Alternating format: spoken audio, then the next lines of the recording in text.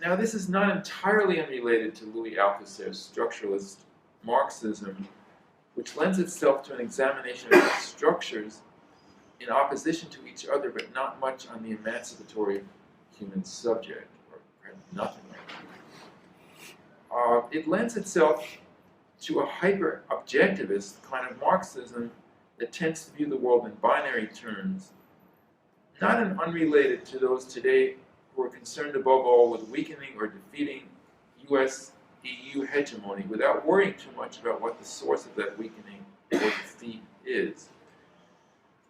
In short, should we go out and have a round tonight to celebrate the debacle of the US-installed regime in Iraq and Tony Blair along with it?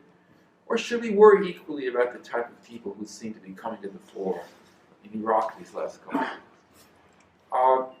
Now, the rest of what I have to say is based upon a recent article I published in the International Marxist Humanist, or a webzine of the International Marxist Humanist Organization.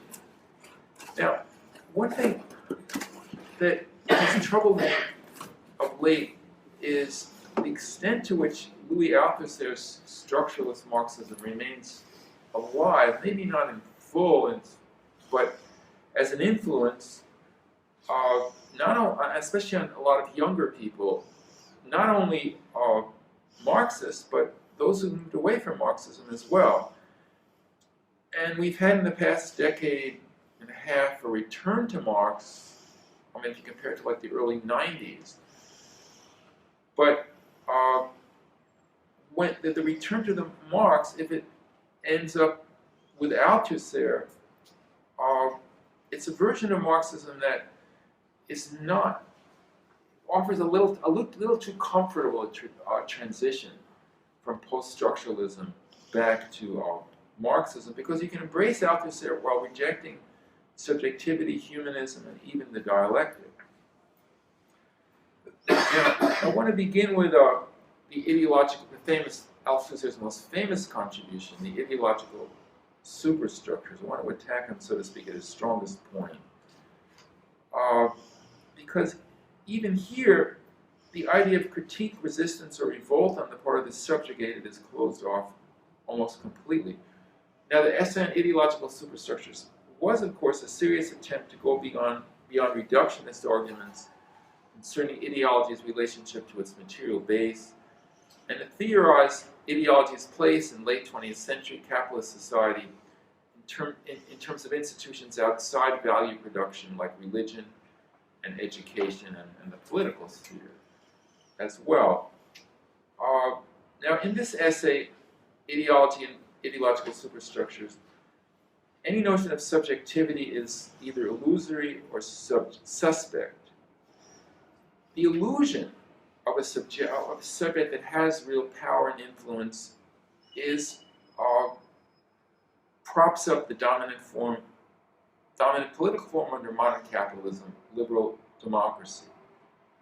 In short, if one validates the possibility of human creativity or self-movement within, or even in struggle against, existing society, one is at best an idealist dupe and at worst a propagandist for the system, part of what Althusser terms ideological state apparatuses. Like the schools teach us that we're, in America, the story of a free people, that would be an example of like a textbook in American history.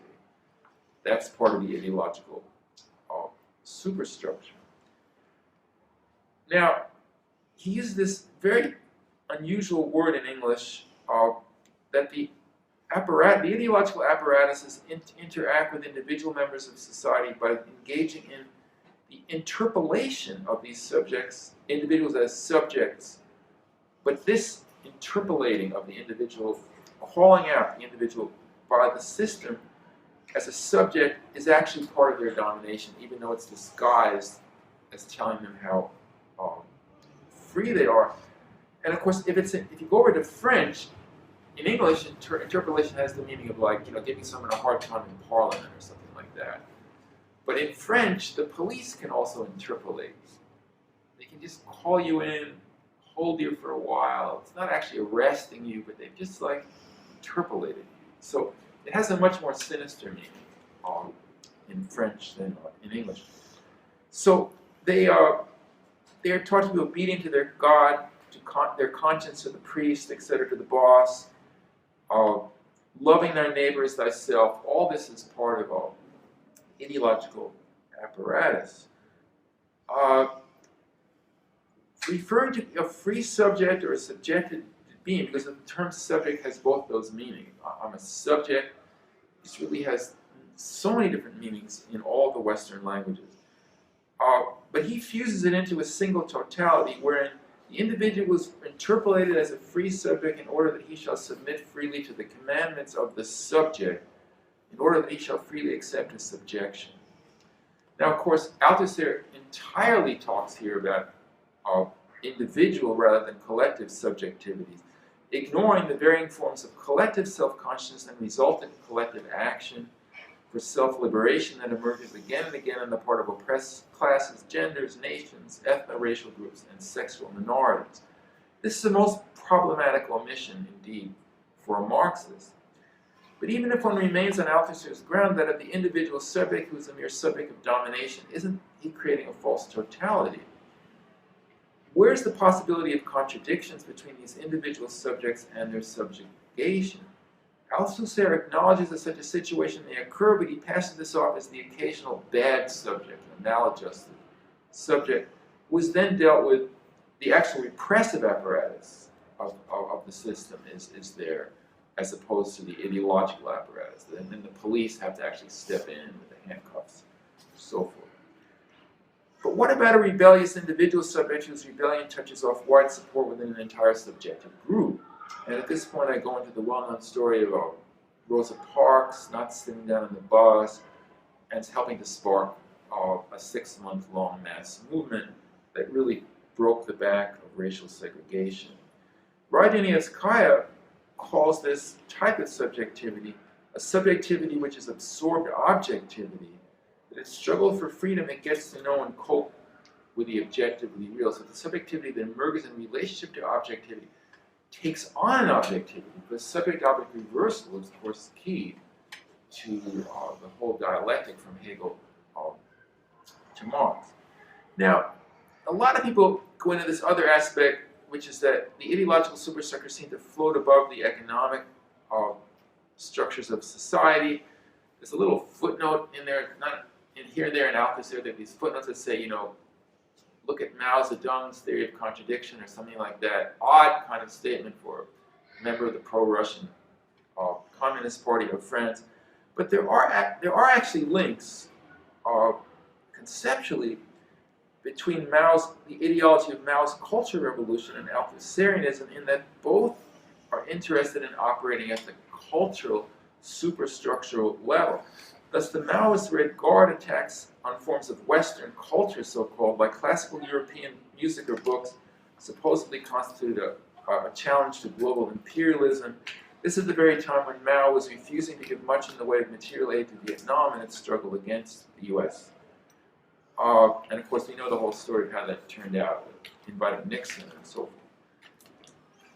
Now, another problematic feature with some of these is there's been accusations of ahistorical frames in Althusser, and especially look at things like religion or education. These are certainly not new or unique to capitalism, and which is okay. I mean, there are lots of institutions survive and are transformed by capitalism, but Althusser doesn't analyze the specifically capitalist character of education or religion in the essay on ideological superstructures. So the implication is that real changes have to begin at the level of superstructure of ideology. This ignores the fact that real changes in consciousness often result when changes in the economic structure of society wrench people out of their customary modes of existence, plunging them into new forms of production and property relations. Now, the other part is the attack on Hegelianism and humanism as bourgeois, if not reactionary. Now, this was not a recovery of orthodox Marxism, kind of pre-1844, I mean, in the sense of the discovery of 1844 essays taught Marxism. Because certainly Engels had conceptualized idealism or materialism as a general dividing line between progressive and reactionary forms of philosophy. True, he does that, but he makes an exception for Hegel's idealism, which he regarded as revolutionary. And always recognized Hegel as an antecedent of Marxist thought. Maybe he had to be turned around or this or that, but it was necessary certainly to study him. But Althusser, reacting against Marxist humanism in the broad sense, and also particularly existential humanism, what goes on the attack in the 60s, writing of the phantom or shade of Hegel that has to be driven back into the night. It has to be like a vampire or something. And he continued this theme unabated throughout his intellectual career, rallying more orthodox Marxists against the threats posed by Hegelian and humanist forms. He does it also with Lenin, which people are less aware of, Lenin's Hegelianism. I wrote on that in my first book. So he has a whole thing about trying to separate Lenin from Hegel as well. Now, Althusser attracted a lot of younger, at the time, 1960s intellectuals to this. It was at a time when the humanism was probably ripe for anti-humanist counterattack. The humanist forms of Marxism had been dominant in the 50s and 60s. There had been a defeat in 68. People were looking around for other kinds of explanations. So that set the ground for this to emerge. Now, Althusser dismisses the early Marx as pre-Marxist, up to, I guess, initially up to about 1846 with the German ideology and the Communist Manifesto to 48. They were simply not Marxist because they were humanist. So, and Althusser thought he knew, and he wasn't the only one, that what Marx really meant, so therefore he could take writings of Marx and say they were not Marxist. And then he ties it to a reformist social democracy over and over again without acknowledging the revolutionary side of socialist humanism. Since the 1930s, Marx's early works, this is Althusser, have been a warhorse for petty bourgeois intellectuals in their struggle against Marxism. Marx, Engels, and Lenin, to refer only to them, ceaselessly struggled against ideological interpretation of an idealist humanist type that threatened Marxism. Okay, but Althusser actually places explicit anti-humanism at the core of Marx's thought, and there's no textual evidence whatsoever for that kind of thinking in Marx. Certain kinds of humanism, perhaps, but not humanism to core. Althusser, one can and must speak openly of Marx's theoretical anti-humanism. Now, the term "speak openly" may have been intended to imply that real Marxists knew this, but had de-emphasized it in order to gain broader appeal. Now, there's a lot of people that challenged Althusser inside France. I think they lost the battle, but still, let me just quote one, Jacques Dante, who, unlike Althusser, resigned from the French Communist Party in '68 over the invasion of Czechoslovakia. Now, Dante, who's a little bit older generation, makes the point that Marxists had, for many years, been under attack by liberal humanists for class reductionism and economic reductionism. And so part of how humanism came along was to try to move beyond that. But as Dante sees it, the attack on humanism is a form of provocation that would delink Marxism from the democratic and anti-fascist traditions to which it had been recently allied. Of course, this is in keeping with the Maoist bent of some of it as well. Now, Dante says that if you can't accept statements by Marx that the human being makes history, conditioned obviously by objective circumstances, if you can't accept the idea of human beings making history, one undermines the entire Marxist methodology. Now, of course, as Althusser puts it, it's a so-called epistemological break in 1845 with the beginning of work on what became the German ideology with Engels. Later on, though, gets involved in capital, in interpretations of capital, and particularly attacking on the Lukácsian and other and humanistic interpretations of reifications, fetishism, and so forth. The whole fashionable theory of reification depends upon the early texts and projecting that onto the fetishism section of Capital. He deals with the sentences like that human relations take on the form of a relation between things by simply declaring in Capital the only social relation that is presented in the form of a thing. This piece of metal is money. So he's just not interested in what most people would call those broader philosophical implications. Now, there's a turn, however, by 1969 with Althusser that I think really shows where the whole thing was going. And I think, I don't know how many people have pointed this out, but in 1869 he writes a preface to a widely circulated paperback edition of Capital Volume 1.